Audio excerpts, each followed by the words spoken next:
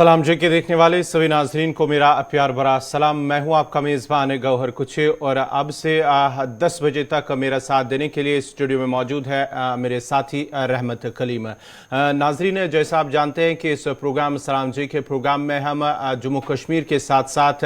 मुल्क के अंदर किस तरह के हालात हैं, चाहे सियासी और दीगर सूरत हाल हैं, क्या कुछ खबरें दिन भर रहेंगी अगले 24 घंटों तक, उन पर भी बात करेंगे और साथ ही साथ कुछ आलमी खबरें भी इस प्रोग्राम में हम शामिल करते हैं।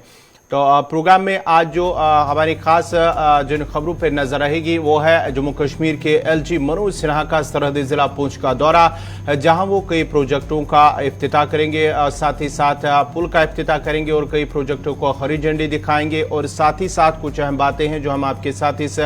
दौरे के हवाले से उन पर बात करेंगे और साथ ही साथ कुछ अहम आंकड़े भी आज महकमा सयाहत की जानिब से जम्मू कश्मीर के अंदर जारी किए गए हैं कि जिसके दौरान ये कहा गया है कि गुज़िश्ता 8 माह यानी कि रवां साल के दौरान जो 8 माह बीते हैं अगस्त तक कितने सयाह, तकरीबन 20 लाख सयाह, जिनमें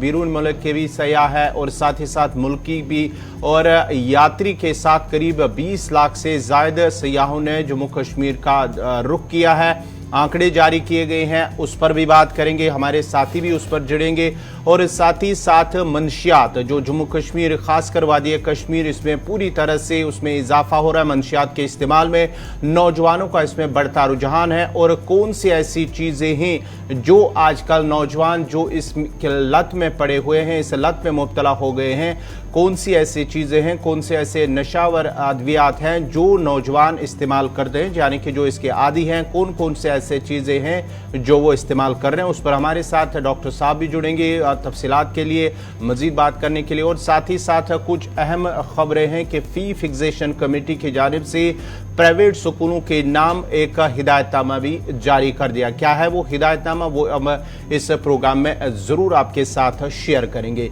लेकिन प्रोग्राम में तय फॉर्मेट के मुताबिक प्रोग्राम की शुरुआत में हम तारीख के यानी कि आज क्या कुछ हुआ है 13 सितंबर तारीख में आज के दिन के हवाले से बात, उस पर भी पहले बात करेंगे, उस पर बाद मजीद खबरों पर भी बात करेंगे। लेकिन तारीख में आज क्या हुआ, 13 सितंबर 1791 में फ्रांस के बादशाह लुइस ने नया आइन नाफिज किया, वो आज ही का दिन था। और आज ही के दिन 13 सितंबर 1914 यानी कि पहली जंग अजीम जर्मनी और फ्रांस के दरमियान लीसे के जंग शुरू हुई है, यानी कि जो पहली जंग अजीम थी जब 1914 में वो शुरू हुई थी। और आज ही के दिन 13 सितंबर 1968 में अल्बानिया वारसा महादा से अलहदा हुआ, ये आज ही का दिन था यानी कि 13 सितंबर। और 13 सितंबर 2012 में भारत के 21वें चीफ जस्टिस रंगनाथ मिश्रा का इंतकाल हुआ, वो आज ही का दिन था। और आज ही के दिन साल 2008 में दिल्ली में 3 मकामात पर यके बाद दीगरे बम धमाके हुए हैं, जिनमें से 30 अफराद हलाक और 130 जख्मी हो गए थे, वो आज ही का दिन था 13 सितंबर और साल 2008। और आज ही के दिन 1922 में पोलैंड की पार्लियामेंट ने रेड पोर्ट कंस्ट्रक्शन एक्ट मंजूर किया, वो आज ही का दिन था। और आज ही के दिन 1912 में अमेरिकी अदाकारा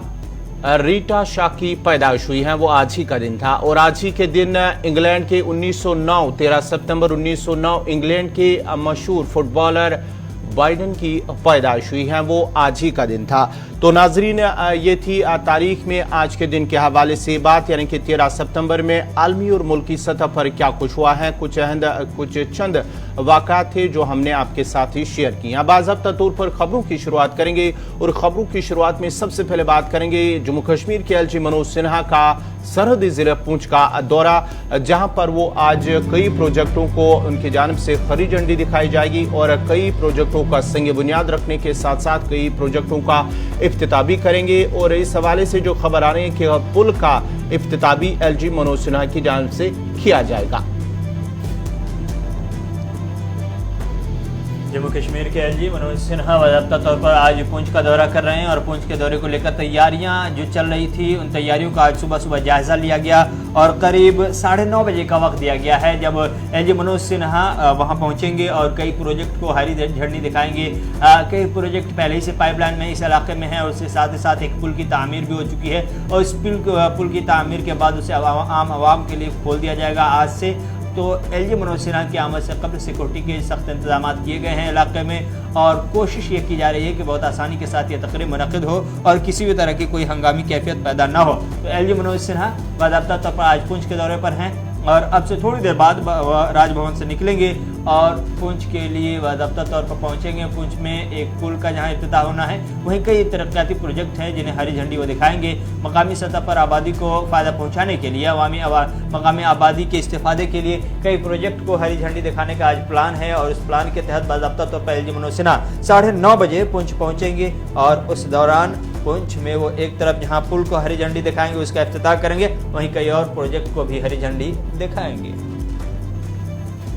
तो चलिए नाजरीन, ये थी एलजी मनोज सिन्हा के हवाले से खबर। ज़रा बढ़ते हैं आगे, आप बात ज़रा हदबंदी की भी करते हैं क्योंकि सुप्रीम कोर्ट की जानिब से जब ये मामला चला गया हदबंदी कमीशन हदबंदी का जम्मू कश्मीर के अंदर जो हदबंदी हुई थी उस मामले को लेकर जब सुप्रीम कोर्ट पहुंचा तो सुप्रीम कोर्ट की जानिब से हुकूमत को इस हवाले से जवाब पेश करना था और हुकूमत की जानिब से अब सुप्रीम कोर्ट के अंदर उन्होंने अपना जवाब पेश किया है और उसने कहा है कि हुकूमत की जानिब से कि इसमें अब कोई गुंजाइश नहीं है।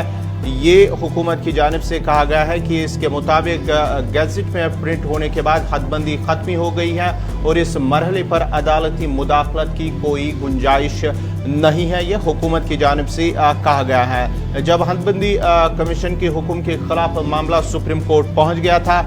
जिसमें जो खलकबंदियों की दोबारा तरतीब और असम्बली की नशस्तों को 83 से बढ़ाकर 90 करना शामिल हो गया तो उस पर जो एक समाअत सुप्रीम कोर्ट के अंदर चली गई और सुप्रीम कोर्ट ने हुकूमत से जवाब तलब किया था जिसके बाद ही हुकूमत ने अपना जवाब पेश किया है जिसके मुताबिक अब गैजेट में प्रिंट होने के बाद हदबंदी खत्मी हो गई है। हुकूमत की जानिब से सुप्रीम कोर्ट के अंदर कहा गया है इस पर अदालती मुदाखलत की कोई गुंजाइश नहीं है क्योंकि वजारत दाखिला की जानिब से सुप्रीम कोर्ट में यह हलफनामा जमा करवाया गया है। उसके मुताबिक हदबंदी एक्ट 2002 के तहत अगर कमीशन के अहकामात यूनियन गैजेट में शाया होते हैं और उस पर अमल दरामद होता है तो उसकी दुरुस्ती को जांचने के लिए कोई कानूनी कार्रवाई शुरू नहीं की जा सकती है।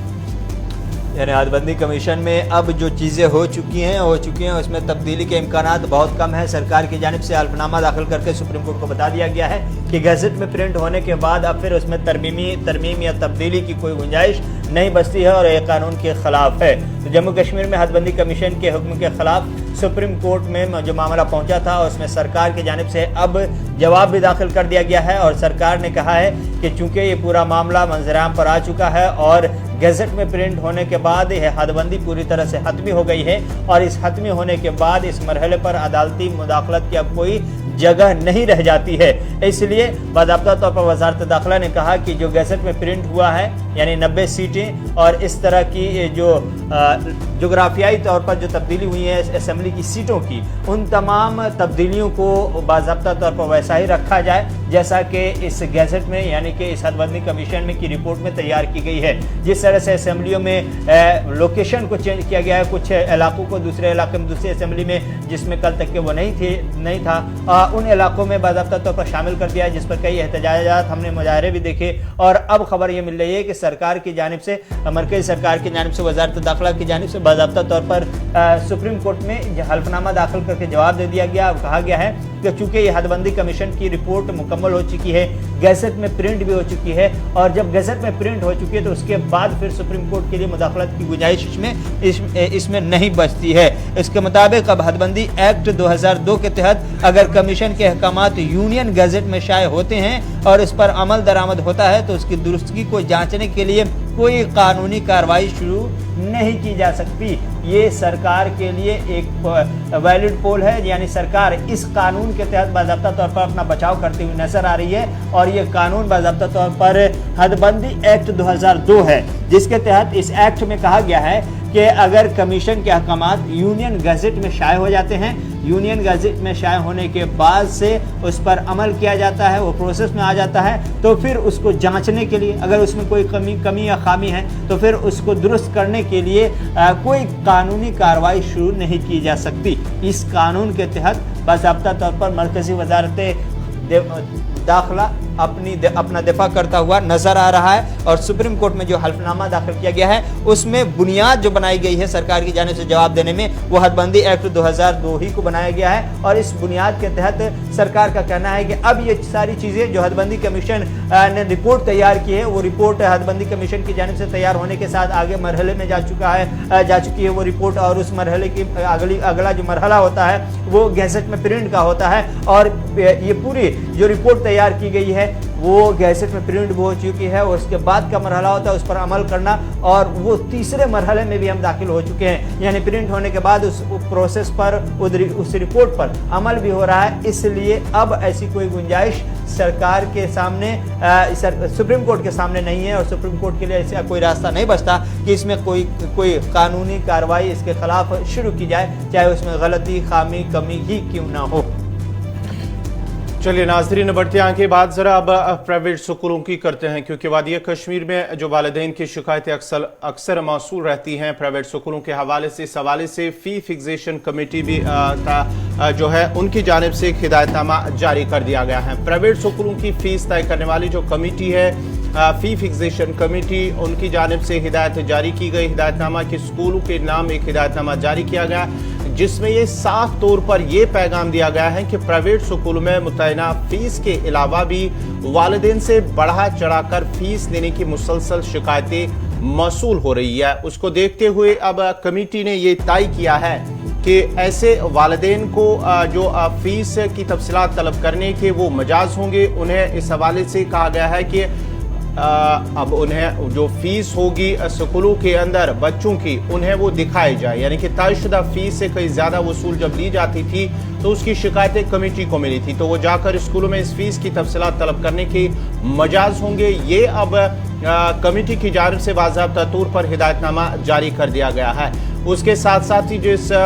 स्ट्रक्चर के अलावा कोई दूसरा खुद साख्ता स्ट्रक्चर स्कूल इंतज़ामिया अगर पेश करती है तो वो तहरीरी तौर पर एक शिकायत सबूत के साथ कमेटी के सामने रख सकते हैं। वालिदैन जब स्कूल फीस की लिस्ट देखने पहुंचेंगे तो स्कूल इंतजामिया को हिदायत दी गई कि वो उन्हें अपनी लिस्ट जरूर दिखाए, जो कि इनके पास इनकार करने या टाल मटोल करने की कोई गुंजाइश नहीं होगी। कमेटी की जानिब से प्राइवेट स्कूलों को ये सख्त हिदायत दी गई है कि अगर ऐसी किसी भी तरह की खिलाफ वर्जी पाई जाती है, कोई प्राइवेट स्कूल कमेटी की जानिब से फिक्स की गई फीस से ज़्यादा फीस देता है तो फिर स्कूल के खिलाफ सख्त कार्रवाई होगी। इस अमल में तलबा को भी इजाज़त है कि वो अपनी शिकायत सबूत के साथ कमेटी के सामने रख सकते हैं, कर सकते हैं और स्कूल इंतज़ामिया से फीस स्ट्रक्चर तलब कर सकते हैं। तो कमेटी की जानिब से बाज़ाब्ता तौर पर हुक्मनामा जारी कर दिया गया है, चूँकि मुसलसल इस तरह की प्राइवेट स्कूलों को लेकर के शिकायतें मिल रही थी जिसमें कहा यह जा रहा था कि प्राइवेट स्कूल मनमाने तरीके से तरह तरह के चार्ज लगा करके वालिदैन को हरासा और परेशान करने की कोशिश कर रहे हैं, उन्हें फीस बढ़ा चढ़ा करके लिया जा रहा है, जिस पर फीस एग्जीक्यूशन कमेटी जो है इस कमेटी ने बाज़ाब्ता तौर पर यह हुक्मनामा सादिर किया है। तमाम प्राइवेट स्कूलों को कहा है कि इस तरह की शिकायत मिलने के बाद हम इस फैसले पर मजबूर हुए हैं कि अब वालिदैन जिन्हें शिकायत है वो स्कूल के सामने हाजिर होकर के स्कूल से वो फी स्ट्रक्चर कमेटी की जानिब से पेश की गई है, तैयार की गई है, वो देखना चाहेंगे। अगर उस फी स्ट्रक्चर के अलावा कोई दूसरा फी स्ट्रक्चर दिखाया जाता है, कोई इजाफी फीस उसमें जोड़ करके दिखाया जाता है, तो फिर वो सबूत के साथ शिकायत कमेटी के सामने करेंगे तो फिर उस स्कूल के खिलाफ कार्रवाई होगी। दूसरी अहम बात इसमें यह है कि इसमें पूरी आपको आपके सालाना कटआउट के साथ, यानी कि सालाना जो आपके चार्जेस वगैरह लगते हैं, अखराजात आते हैं, उन तमाम डिटेल को भी दिखाना है कि हमारे कितने चार्ज किस चीज़ पर है, सालाना कितना है, 3 महीने का कितना है, 6 महीने का कितना है, इन तमाम हवालों से बाज़ाब्ता तौर पर पूरी तफसीलात जो एक फ़ीस की हो सकती है, 1 साल के फ़ीस की, उन तमाम फ़ीस की तफसीलात जो फ़ी स्ट्रक्चर कमेटी की जानिब से बनाई गई है, उस स्ट्रक्चर को वालिदैन के सामने रखना होगा। और वालिदैन को अगर कहीं पे उसमें लगता है कि इजाफा किया गया है अपने तौर पर स्कूल इंतजामिया की जानिब से, तो वो उसकी तस्वीर लेकर के शिकायत करके एक एप्लीकेशन लिख करके शिकायत कर सकते हैं कमेटी के सामने, FFRC के सामने। लेकिन FFRC ने ये बात भी कही कि एक तरफ जहां वालिदैन अगर स्कूल पहुंचते हैं तो स्कूल इंतजामिया के लिए लाजिम हो जाता है कि वो उनके सामने वो फ़ी स्ट्रक्चर रखे। वहीं अगर कोई स्टूडेंट इस तरह का डिमांड करता है कि वो फ़ी स्ट्रक्चर देखना चाहते हैं, उनको ऐसा लगता है कि ये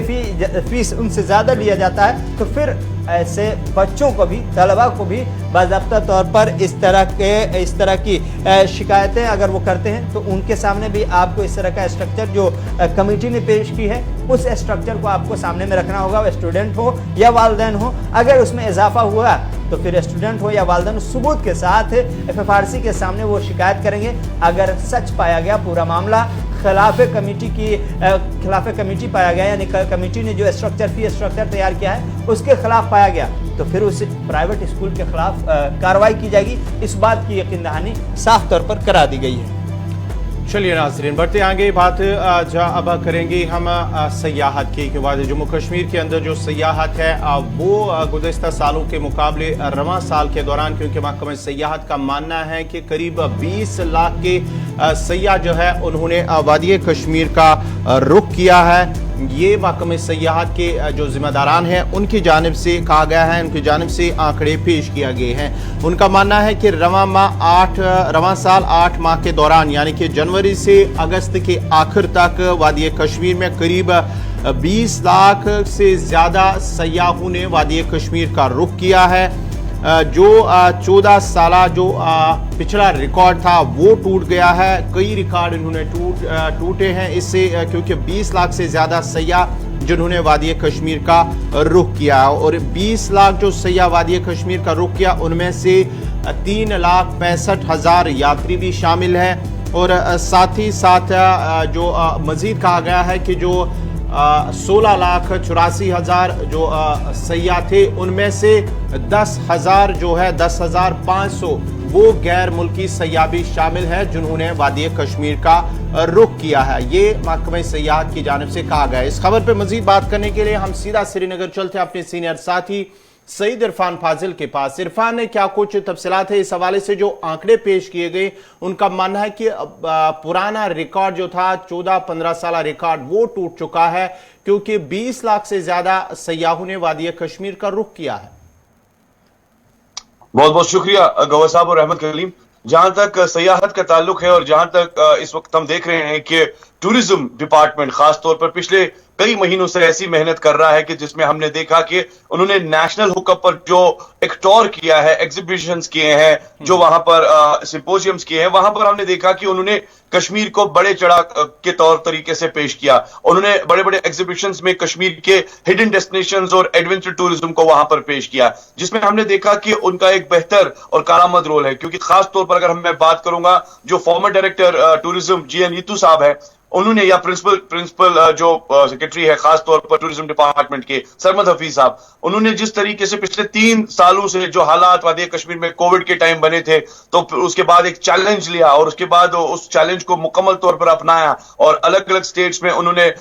बड़े ट्रेड फेयर्स किए हैं, तो जिसके खास तौर पर अच्छे खासे नताइज, अब आप 20 लाख के करीब जो नंबर बता रहे हैं वो एक अच्छा खासा एग्जीबिशन या ट्रेड या कह सकते हैं कि ट्रैवल शो करने के बाद ही हुआ। क्योंकि कई लोग जो है वादी कश्मीर की ओर सैर करना चाहते थे सयाह, मगर मामला कोविड के बने, कुछ ऐसे मामला बने जिसकी वजह से सयाहती मुकाम गुलमर्ग, पहलगाम, सोनमर्ग पूरा ठप हो गया था। मगर अल्लाह ताला का लाख लाख शुक्र है कि उसके बाद धीरे धीरे टूरिज्म संभल गया, इकोनॉमी में काफी ज्यादा इजाफा हुआ। जबकि टूलिप गार्डन की बात करेंगे,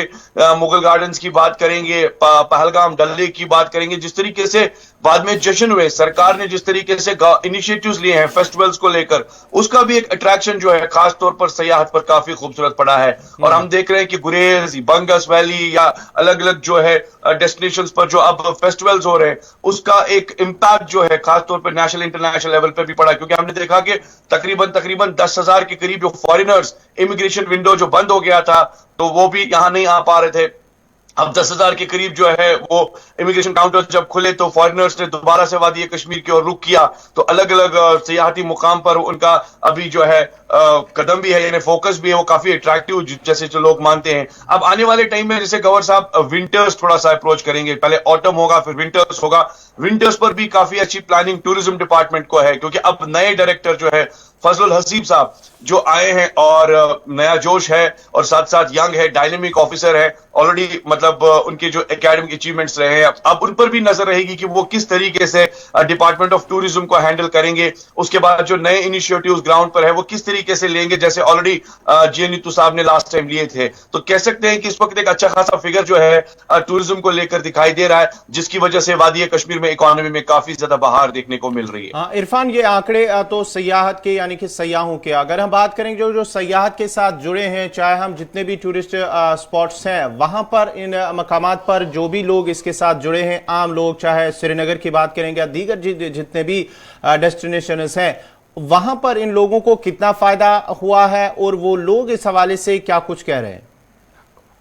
देखिए, अगर मैं बात करूं जितने भी मैक्सिमम जो ट्रेड और टूरिज्म या टास्क के साथ जो रेलेवेंसी लोगों की थी, और उनमें काफी ज्यादा कह सकते हैं कि पहले नाराजगी थी, क्योंकि जब कोविड चला तो काफी प्रॉब्लम्स चली, बैंक का कर्जा चढ़ा। मगर अब हम देख रहे हैं, चाहे वो घोड़े वाला हो, पोनी वाला हो, टैक्सी वाला हो या शिकारे वाला भाई हो या कोई भी हो, इनफैक्ट जिसका भी काम टूरिज्म के साथ है, ऑटोमेटिकली जब एक टूरिज्म की बाहर देखने को मिलती है तो कामकाज में भी इजाफा है। अब वो अल्लाह ताला से यही दुआ कर रहे हैं कि ये सिलसिला जो है अब आगे भी जारी रहे। सुनने में आ रहा है कि विंटर्स के साथ साथ कश्मीर में और कई नए फेस्टिवल्स हो रहे हैं, कुछ और नए प्रोग्राम्स हो रहे हैं, जिससे कि ज्यादा से ज्यादा टूरिस्ट को रागिब किया जाएगा। और इस वक्त की अगर मैं सिचुएशन करूं तो टैक्सी वाला भाई जो पिछले 2 साल से बैंक का कर्जा उठा रहा था, अब उनका जो है धीरे धीरे कदम जो है संभल रहा है और उनका कामकाज भी संभल रहा है। साथ ही साथ अगर मैं बात करूं हाउस बोट ओनर्स जो अपने हाउस बोट्स बेचने के लिए तैयार हो गए थे, तो वो भी अब धीरे धीरे संभल रहे हैं, क्योंकि अब हाउस बोट्स में भी टूरिस्ट ठहर रहा है, शिकारा राइड भी ले रहा है।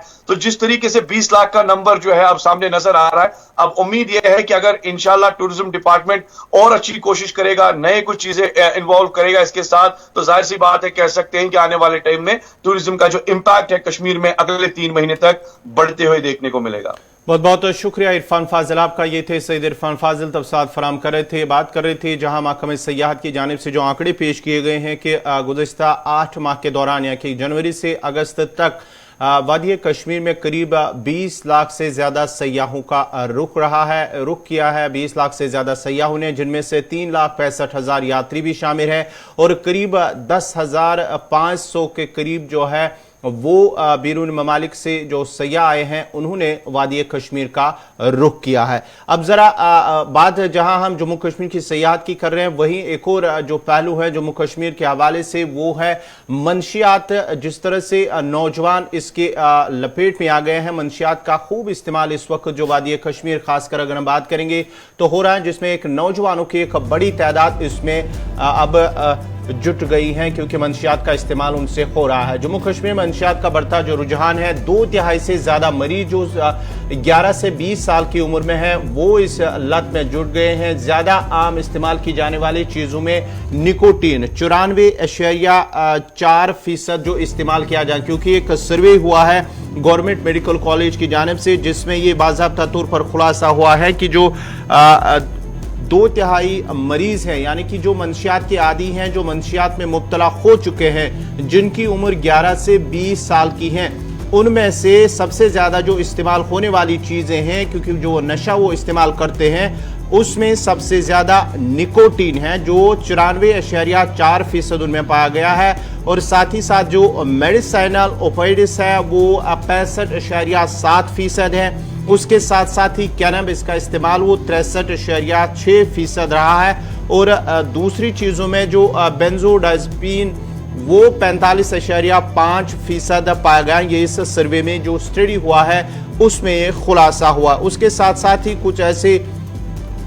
जो दीगर इस नशे के आदी हैं जो मंशियात का इस्तेमाल करते हैं, वो अल्कोहल का इस्तेमाल भी करते हैं और साथ ही साथ कोकीन का इस्तेमाल करते हैं। उसमें से 7.5% को जो कोकीन इस्तेमाल करते हैं। तो कहीं ना कहीं जो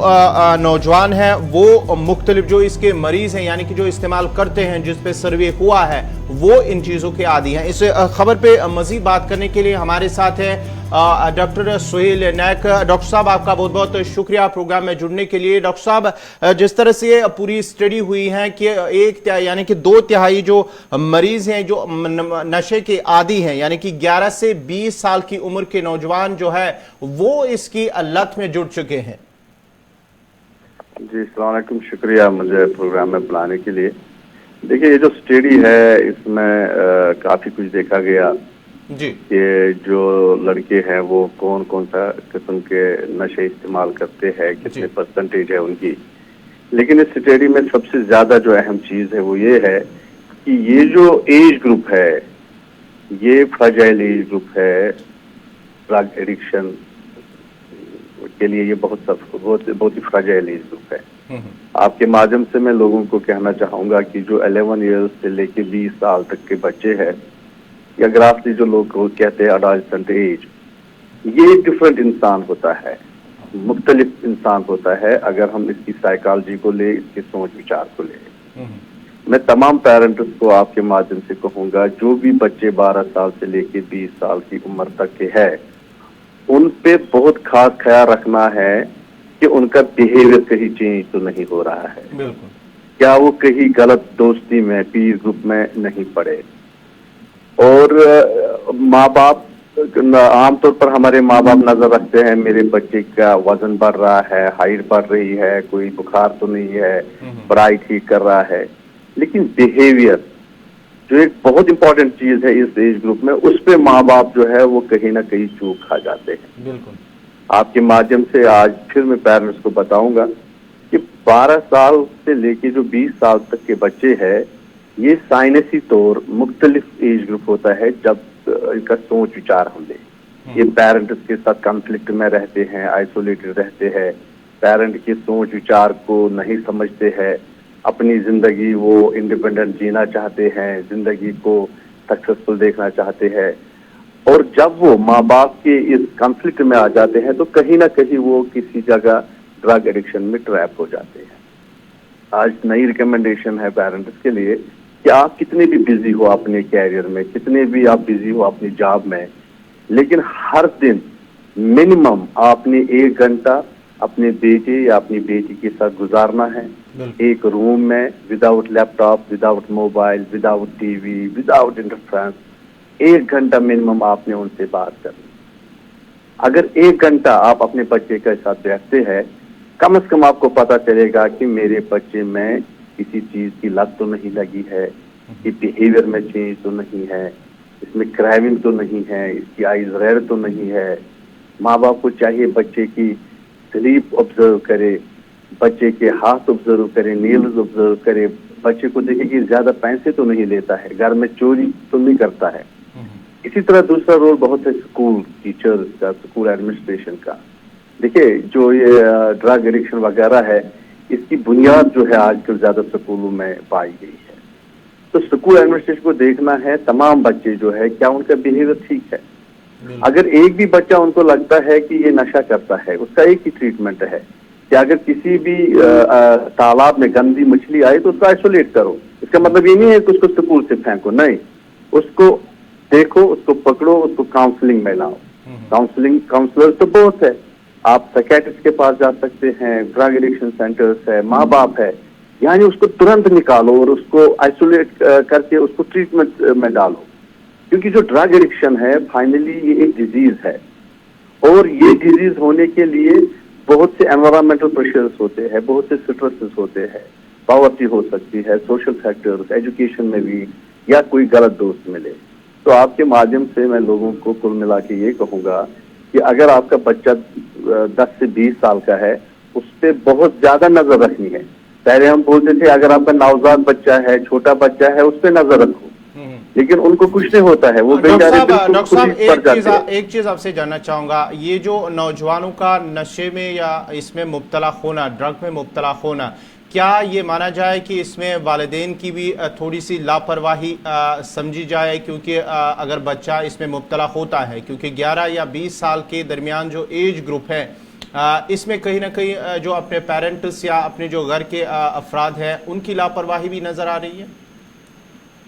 बिल्कुल, मैंने आपको पहले ही बताया कि आज की साइंटिफिक गाइडलाइन है, हर पेरेंट को चाहिए मिनिमम, मैं मिनिमम बोल रहा हूँ, 1 घंटा अपने बच्चे के साथ बैठे, without mobile, without TV, without any work. लेकिन आजकल के इस बिजी दौर में हम ये देखते हैं कि पेरेंट्स जो है बच्चों को कोई तवज्जो ही नहीं दे रहे हैं। शाम को काम करके आएंगे, जो बाकी घंटे बचते हैं या वो टीवी के साथ खुद गुजारेंगे या मोबाइल के साथ खुद गुजारेंगे या बिजी रहेंगे अपने बिजनेस जॉब में, और अपने बच्चे के पास बैठते नहीं है। जो ये गैप रहता है एक पेरेंट और बच्चे के बीच में, ये सबसे बड़ी वजह है कि उनका बच्चा उनके हाथ से निकल जाता है।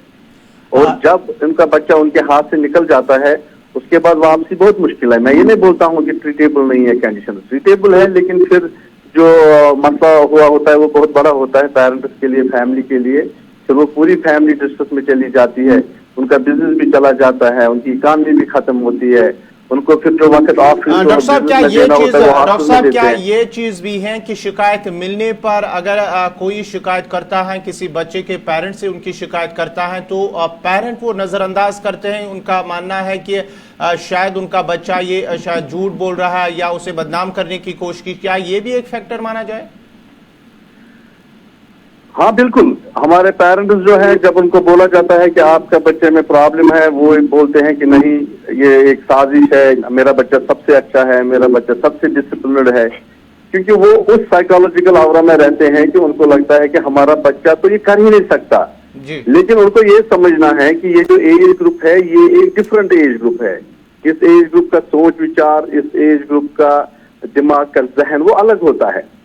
10 से 20 साल तक का बच्चा जो है वो ना मतलब मैक्सिमम परसेंटेज वो पेरेंट्स के साथ एक कॉन्फ्लिक्ट में रहते हैं, वो फ्रीडम चाहते हैं, वो पेरेंट्स की इंटरफेरेंस नहीं चाहते हैं। लेकिन पेरेंट्स को बड़े प्यार से, बड़े अफेक्शन से, बड़े टेंडर केयर से इस एज ग्रुप में बच्चे को संभालना है। उनको ऐसे ही उसको संभालना है जिस तरह वो एक नवजात बच्चे को संभालते हैं। नवजात बच्चे को वो संभालते हैं कि कहीं इसको ठंड न लग जाए, तो इस बच्चे को संभालना है उसको कि कहीं इसको ड्रग एडिक्शन की लत न लग जाए। डॉक्टर साहब, हमें याद है करीब 1 साल से ज़्यादा की मुद्दत हो गई, 1 साल पहले भी इसी तरह की रिपोर्ट आई थी, और पिछले हम 1-1.5 साल से देख रहे हैं सियासी गलियारों में, समाजी सतह पर एक तरफ जहां ड्रग्स के खिलाफ मुहिम निकाली जा रही है, मुहिम चलाई जा रही है, रैलियां निकाली जा रही है, सियासी गलियारों से सियासतदान को देखा जा रहा है कि वो बड़ी बड़ी बातें करते हैं, लेकिन उसके बावजूद भी हम देख रहे हैं कि ग्राफ घटने के बजाय बढ़ता ही चला जा रहा है। हम क्या ये माने कि वालिदैन की सतह पर, सियासी सतह पर, समाजी सतह पर और इंतजामी सतह पर उस संजीदगी तक नहीं पहुंच पाए हैं, वो संजीदगी नहीं नजर आ रही जिसकी जरूरत है? देखिए, मैं आपको ये कहूंगा कि जो ड्रग एडिक्शन की लत है, डिजीज है, ये दुनिया में चलती रहेगी। इस पे पॉलिटिक्स भी चलती रहेगी, इसका ट्रेड भी चलता रहेगा, इसके साइंटिफिक पेपर्स भी चलते रहेंगे। वो चीजें तो कभी खत्म नहीं होगी, लेकिन हमने जो बेसिक बुनियाद है देखना है कि जो ये बच्चा है ये इस चीज में क्यों जाता है, इस चीज से कौन रोक सकता है। ना इस चीज से बच्चे को पॉलिटिशियन रोक सकता है, ना डॉक्टर रोक सकता है, ना कोई जो सोशल ग्रुप सोसाइटीज वगैरह चलाते हैं ना वो रोक सकते हैं। इस लत में पड़ने के लिए अगर कोई बच्चे को रोक सकता है वो है उस बच्चे का माँ बाप और उस बच्चे का टीचर जी। ये मैं आपको क्लियरली कहूंगा। बाकी चीजें, इसका ट्रेड, इस पे पॉलिटिक्स, इसका बिजनेस, इसके साइंटिफिक पेपर्स, आप 10 साल बाद और अगर जिंदगी रही बात करो, सारा सिलसिला यही होगा। लेकिन हमारा जो अप्रोच है इसमें वो इंडिविजुअलाइज करना है पेरेंट्स और टीचर्स पे। बाकी जो सियासी गलियारा या इस पे कैंपेन, मीडिया कैंपेन, वो तो ऑब्वियसली हमें परसिस्टेंटली लोगों को अवेयर करना है कि ये प्रॉब्लम है। अगर हम लोग खामोश रहे, मीडिया खामोश रहा, पॉलिटिशियन खामोश रहा, तो फिर जो ये ड्रग का लत है ये एक पैंडेमिक की तरह फैल जाएगा। इस वक्त हम प्रोग्राम कर रहे हैं, मैं आपको ये श्योरिटी से कहता हूं कि इस प्रोग्राम से भी अगर कम से कम अगर हम 100 ही बच्चों को मानेंगे वो हमें सुन रहे हैं, हम उनको ड्रग एडिक्शन से बचा सकते हैं। ये छोटे छोटे चीजें भी बहुत जरूरी है, लेकिन आफ्टर ऑल जो ड्रग एडिक्शन से बच्चे को दूर रखना है, मैं ये मानता हूं कि ये पेरेंट्स की पर्सनल जिम्मेदारी है। चलिए, बहुत बहुत शुक्रिया डॉक्टर सुहेल नायक साहब आपका। ये थे डॉक्टर सुहेल नायक जो तफसीलात फराम कर रहे थे, बात कर रहे थे मंशियात के हवाले से, नशे के हवाले से, क्योंकि नौजवानों की एक बड़ी तादाद वादी कश्मीर के अंदर जो इसमें मुब्तला हो गए और इस सब के लिए जिम्मेदारी जो माँ बाप के साथ साथ जो उन मोहल्ला गांव या इलाके में जो भी लोग हैं उनकी भी जिम्मेदारी बनती है कि हम सब की जिम्मेदारी बनती है कि इस मंशियात को रोकने के लिए कम से कम अपना रोल अदा करें। अगर कहीं पर भी आपके एरिया में इस तरह की भी कोई भी कार्रवाई या इस तरह भी कोई भी काम होता है तो ज़रूर आप पुलिस को मुतला करें, क्योंकि पुलिस जो इस पर खिलाफ कार्रवाई कर रही है और आगे भी करती रहेगी। इस सब को रोकने के लिए पुलिस को भी अपना रोल जो है वो निभा रही है। नाज़रीन, बढ़ते आगे बात जहां हम जम्मू कश्मीर की कर रहे हैं, वहीं जम्मू कश्मीर के हवाले से एक और बड़ी खबर के रिटायर्ड मुलाजमीन के हवाले से एक और बड़ी खबर आ रही है कि उनके लिए एक जो है सहूलियत फराम की गई है। रिटायर्ड सरकारी मुलाजमीन के लिए एक बड़ी राहत, उनके लिए अच्छी खबर है कि सालाना लाइफ सर्टिफिकेट जमा कराने के लिए बैंकों पर अब उन्हें जाना नहीं होगा। हुकूमत की जानिब से जो सुबकदोश यानी कि जो रिटायर्ड मुलाजमीन है उन्हें राहत देते हुए पेंशन और फैमिली पेंशन के लिए सालाना लाइफ सर्टिफिकेट के ऑनलाइन तरीकाकार का ऐलान किया गया, यानी कि अब वो ऑनलाइन ही अपनी सर्टिफिकेट जमा करा सकते हैं। ये महकमा खजाना की जानिब से जब जो लेफ्टिनेंट गवर्नर का प्रोग्राम आवाम की आवाज़ है उसके दौरान एक पेंशनर की जानिब से जो है शिकायत की गई थी और उसके साथ साथ ही एक तजवीज़ भी रखी गई है, तजवीज़ मौसूल हुई है, जिसके बाद ही पेंशन तकसीम करने वाली एजेंसियों जैसे बैंक और दीगर जो पेंशन के वागुजारी के लिए लाइफ सर्टिफिकेट फराम करने की ज़रूरत पड़ती है। और इससे जो मुलाजमीन थे, बुजुर्ग मुलाजमीन या जिस्मानी तौर कमज़ोर पेंशनर, उनको मुश्किलात का सामना करना पड़ता था, क्योंकि उन्हें वहाँ पर जाना पड़ता था दिन भर। उन्हें वहाँ पर जो अपनी सर्टिफिकेट हैं वो जमा कराने के लिए उन्हें मुश्किलात पेश आ रहे थे। उसके बाद ही जब प्रोग्राम में एक तजवीज़ मौसूल हुई है तो उसके बाद ही अब महकमे खजाना के जो additional chief secretary financial commissioner finance Kashmir Vivek Bhardwaj, उनकी जानिब से ये एक सर्कुलर जारी कर दिया गया है जिसमें कहा गया है कि अब डिजिटल लाइफ सर्टिफिकेट इस सनद को महफूज करने के लिए पूरे अमल को डिजिटाइज करके इस मसले को हल करने की कोशिश की जा रही है। यानी कि अब उन्हें ऑनलाइन ही सर्टिफिकेट जमा करनी होगी, उसके बाद ही वो अपना जो भी पेंशन वगैरह होगा वो अब इससे ले सकते हैं, क्योंकि अब उन्हें वहाँ सर्टिफिकेट बैंकों या दीगर जहाँ पर भी उन्हें पेंशन हासिल होता था, पेंशन मिलता था, वहाँ उन्हें सर्टिफिकेट जमा करनी नहीं होगी, क्योंकि ये सारा प्रोसेस जो अब ऑनलाइन कर दिया गया है।